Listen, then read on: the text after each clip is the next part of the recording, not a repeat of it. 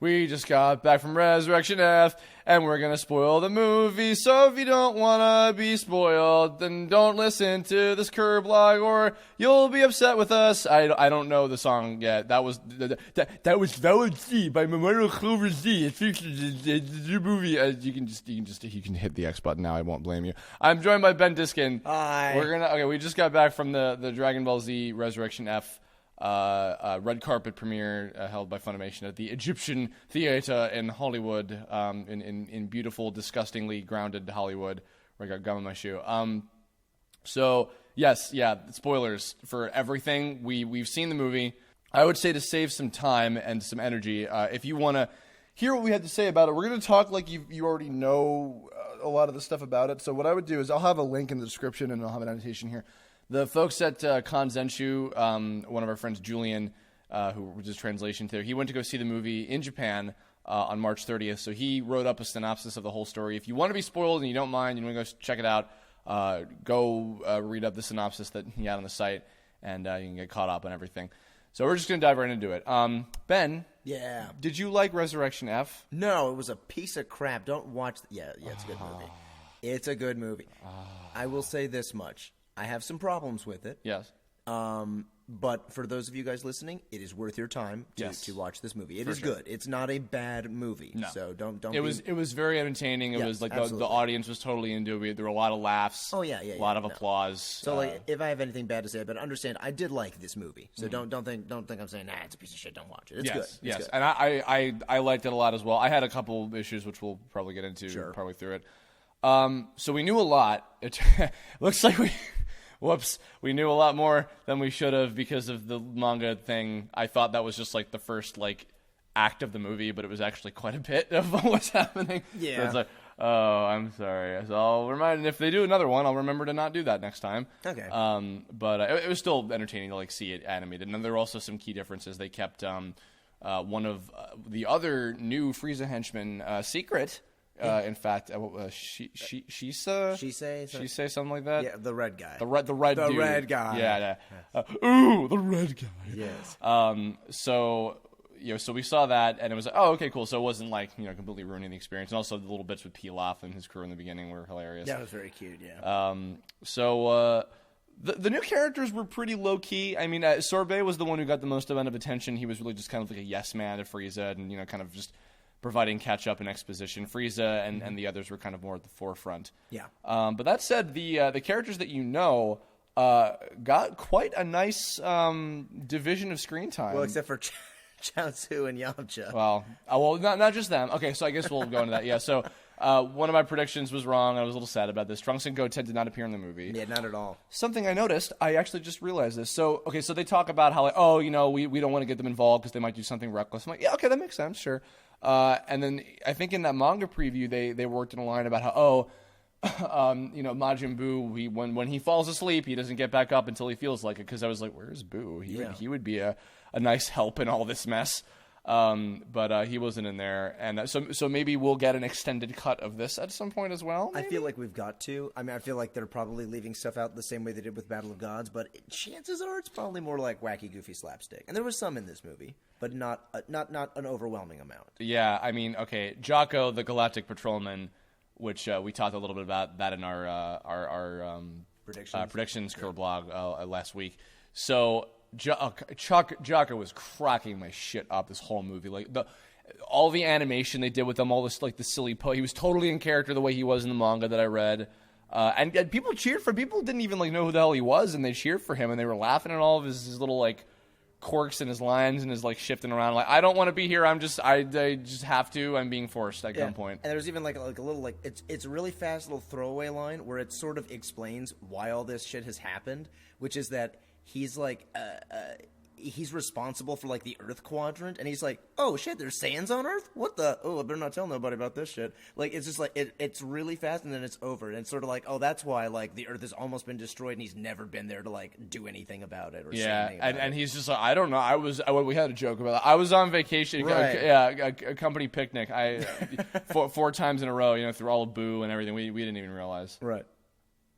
One of the things about the movie that I liked, even more than the stuff at the forefront, which of course was Frieza versus everybody, was the backup squad, the B team, versus the Frieza army. The B team got some badass stuff, especially like Master Roshi. I mean, listen, I know, of course, if you really want to get specific, he should not be able to be as powerful as he is in this movie. No, but it's awesome to see him like turn muscular and beat the living crap out of things like that. And they really give the B guys something to do. Yeah, it was nice. As I was hoping, like everybody got like a moment or two to be cool or whatever, and what was funny is like I think Roshi was the one on that same note of like all right, like everybody take about 170 of these like 1,000 or so Frieza soldiers, and I'm just like, this is like watching like a really cool playthrough of like Dynasty Warriors with somebody make that Dragon Ball Z with Dynasty Warriors. That probably already exists. I'm sure. No, actually, it does. There's a One Piece one. No, believe it or not, there's a One Piece game like that. There's a whole series of One Piece games like that, but.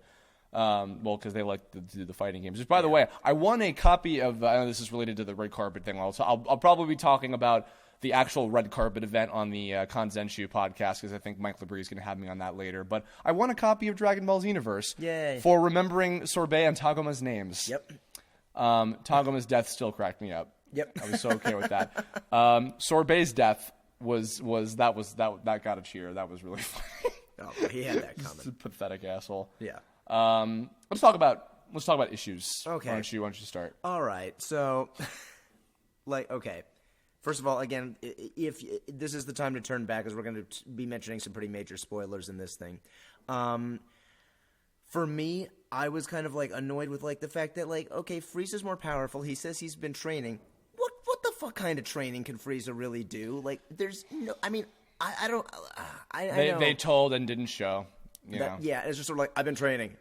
End of story. Like, okay. I mean, like, I remember Goku has to train like 100 times Earth's gravity to get to a level that he can almost compete against Frieza in his regular form.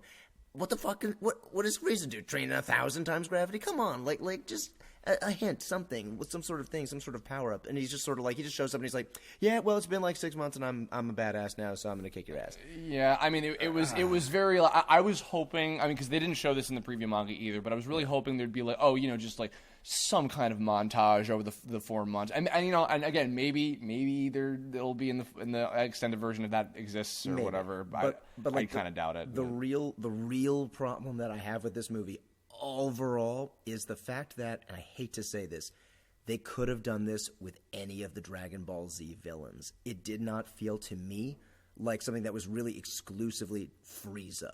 Like, they captured Frieza's character perfectly. They wrote him perfectly. I thought that was fine. But they could have just simply brought back Cell and did Cell the exact same way and had him come back with like, and now I'm just going to train even harder because I was built to be this way. The means to make this happen was his army, and then the army also weighed in very well. Yeah. So that I think because like I think the staff really liked Frieza and they wanted to make use of him in particular. Yeah. He's a popular villain. I'm not saying that he's a bad character or anything. I'm just saying they could have done something else. I don't know. It just felt it felt a little generic as just sort of like we everybody loves Frieza, so let's bring him back. Well, I felt like I can agree on the extent of like, okay, it didn't feel like it could have exclusively. I mean, even past it could have been any villain. It could have been a new villain. It could have been like just some other guy or whatever that fit the specifications. It could have been his brother, Golden Frieza.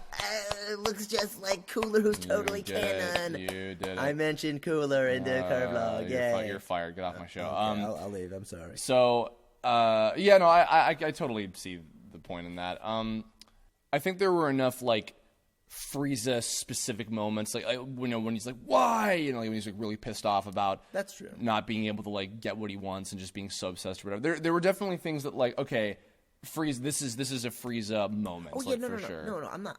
They captured Frieza's character absolutely perfectly. I mean, no, which is kind of a no dumb moment considering who wrote the damn thing. Yeah, exactly. But like, yeah, no. I mean, it felt like this is something Frieza would do. I'm just saying, it felt like, I don't know, like I wish there was something a little bit more to it than just he comes back to life because apparently his lackeys are fucking idiots. And it took them this long to figure it out. Well, not only that, why the fuck did they want him back in the first place? They were like, I mean, which is okay. I keep confusing him. Is Taguma the small? Taguma's the tall guy. Yeah. So then the small one. So Sorbet. Sorbet. What? Sorbet was in charge. Why the fuck did he want to bring Frieza back? In universe, it'd been like 10 years since like Frieza was defeated. It's like, he's the big man. Okay, yeah, he's not as powerful. Why the fuck does he want Frieza back? My issue, and I guess this will eventually go into why I like the movie more though, is So the fight scenes were amazing, like super well animated and really cool, like choreography and well paced out and everything. There were a few moments where, like, in a rare sense of me actually feeling this, I had that kind of like, all right, they're just staring at each other and like, haha, but you didn't know that I was doing this all this time, and I guess I'm stronger than you now because of this or whatever. And then like, and then the fight was going on for like, oh wow. Actually, there were points where I'm just like, okay, can something happen? To be fair, that is kind of classic DBZ. It is, but for some reason, I guess just also because compared to Battle of Gods, like, the battles were like timed well, and it wasn't like they didn't go on for too long or anything. There were a couple points where like the big fight against Frieza with Goku and Vegeta and whoever else was dumb enough to try and do anything about it at the time. There were times where it's like, all right, this is dragging a little bit. I can move on. It was all beautiful animation for sure. Yeah. Schemmel made a good point about animators are the unsung heroes of this stuff. Yeah, because boy, they really went all out for this one. The movie is beautiful. If nothing, watch it for the animation. It's gorgeous. And I will say, it actually had more CG in it, like significantly more than Battle of Gods, which a lot of people actually had an issue with. I thought it was tastefully done, to be honest. Yeah, because they did some interesting. I don't know if you picked up on this. They did some interesting things where like they kind of like merged it with the 2D animation, and it looked neat. Yeah, it turned out really well. I guess. Well, let's talk about. I mean, I can't believe they put Zeto in the movie. Man, oh man. Okay, so that was the thing, by the way, that Anime News Network fucking spoiled for me because the new DBZ jump. It's like, thank you. I was 2 days away from seeing it, and then of course there it goes. And it wasn't even social media; it was a news website. I'm like, thanks. Yeah, thank you for that. But that said, I mean, okay, so this one. I feel like I should have an issue because it was also kind of just like, whatever, it's this. It's like a supplemented version of Super Saiyan God or whatever, I guess, and he has blue hair now. Yeah. But I think I was just so overwhelmed by it's so fucking cool and the fight scenes are so awesome that I'm just like, you know what, I don't even care. I'm just enjoying this for what it is, and I'm not going to make a big, like, that and the fact that, by the way, everybody, Gohan went Super Saiyan. There you fucking go. Sorry, Mystic Gohan is not a thing. It's not a thing, or whatever you want to define that whole shit as. And you know what? I think that also kind of sells the point of just like, you know what, like whatever. Like Golden Frieza too. It's just like, how did it? He even makes a remark about I made this transformation gold. Like, oh, wait, can you control what your transformations look like? Frieza probably can. I mean, for crying out loud, but you know. I guess by some method, but you know, the transformations were like not really that important. They were just like, here's a little extra cool thing, and like they, you know, when Goku did it, it was like, whoa, holy shit, and then when Vegeta did it, it was like, whoa, like people were cheering in the audience for Vegeta, because it's like, and this is like the one, that's not the one problem I have with the movie, but it's one of the big ones. Vegeta finally gets his day in the fucking sun, and he fucks up. Yeah, well, no, it's not even that he fucked up, because just Frieza was a dickhole, and then because of the way the scene was set up, it's like, well, now Goku just has to be the one who gets the final hit on Frieza. And I'm just like, oh, but that's not fair, though. Like, it really should. Like, here's if they did this, if Goku kicked Frieza up into the air and Vegeta blasted the shit out of him and killed him, I would have been like, okay, I'm cool with that. But instead, like, nah, Goku has to come in and Kamehameha Frieza to death. Yeah. But I mean, I loved their dynamic, though. Yes. Goku and Vegeta's dynamic in this movie, that was the other thing that really cracked everybody up. And like, I'm kind of, okay, I guess this is not to excuse it, but I am curious about if they continue this kind of line of stuff and they have more in this kind of extra story that they're making, where else they'll go with this kind of string of stuff. Like, because like this whole thing with, oh, Goku and Vegeta, you guys should team up. It's like, no, we're never going to do that because we want to do this alone. And you know, we have our whole kind of like method of dealing with this stuff. And it's like, all right, that's kind of interesting. So overall, I mean, okay, I think we both agreed Battle of Gods definitely a better movie. Yes. For sure. Yes. But this is, again, despite the negative things that we've been saying, this is really actually a very good movie. It's a lot of fun. It's really fun. You'll like it. It's something you should definitely go see if you haven't seen it. Well, I mean, of course, we've just spoiled the entire fucking thing for you if you haven't seen it. But I mean, it's still something. If you have seen it, I'm sure you'll agree it was worth it. It was a good movie. It was fun. And even, I mean, like, you know, I read the synopsis for Battle of Gods like well before it came out over here, and then well before like the Japanese DVD release was out or whatever.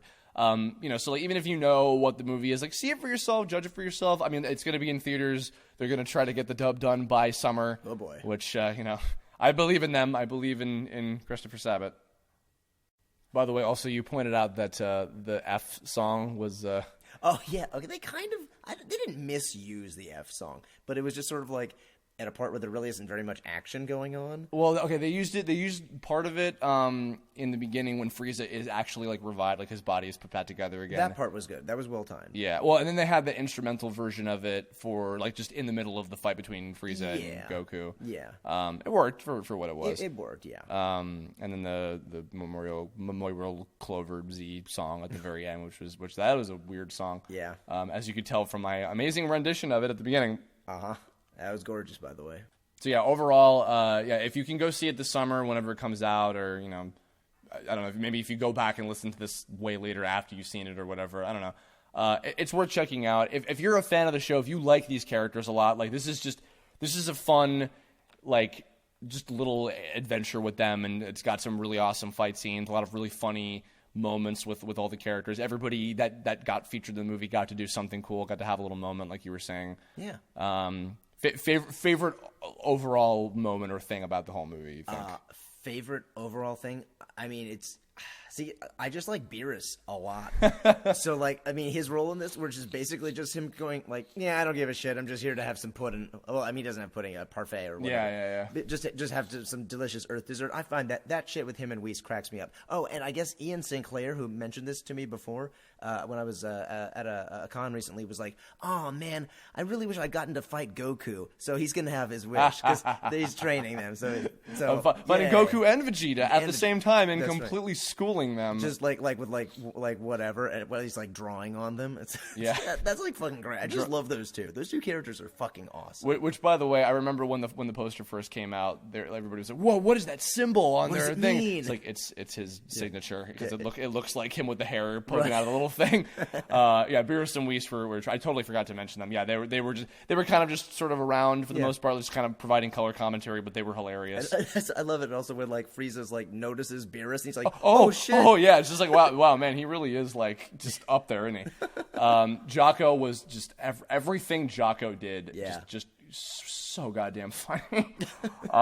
And I think like overall favorite part was like, even though I love the big fight with Frieza between Goku and Vegeta, I think I actually liked the Z fighters fighting the army most, just because like I don't know, like just something about that was just really cool, seeing like everybody versus everybody. So I've never. I feel like no. You know what? No, seen that in a long time. That I don't think we've ever had something actually like really like that in DBZ like ever. To be totally honest, because it's almost always like the good guys getting their asses kicked, and then Goku comes in and saves everybody. No, but even in terms of just like conceptually, like a bunch of characters versus like 1,000 souls. We've never had that. I feel like we've never really had that in something before. Like there's that one part in the other movie where Frieza gets brought back to life that wasn't canon, where like, here's all of my other villains, but that's literally Gohan punches him in the stomach, and then they all run away and die, and that was it. So it's like, and then the complete opposite happens in this one, where they actually have to fight all of them individually. Frieza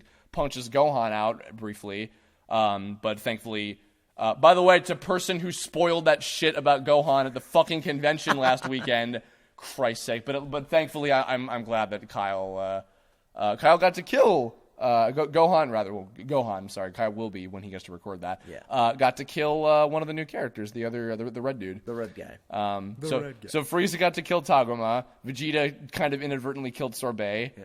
Gohan killed Shishu, whatever his name is, and then Goku killed Frieza again. But good movie though. Yeah, solid movie. Really enjoyed it. Yeah.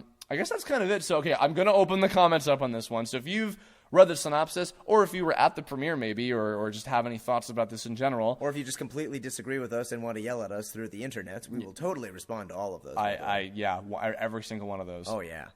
Again, I'll probably be joining the Kanzenshuu podcast at some point to talk about like the deeper details of like the red carpet event and some of the stuff about the movie in general and everything.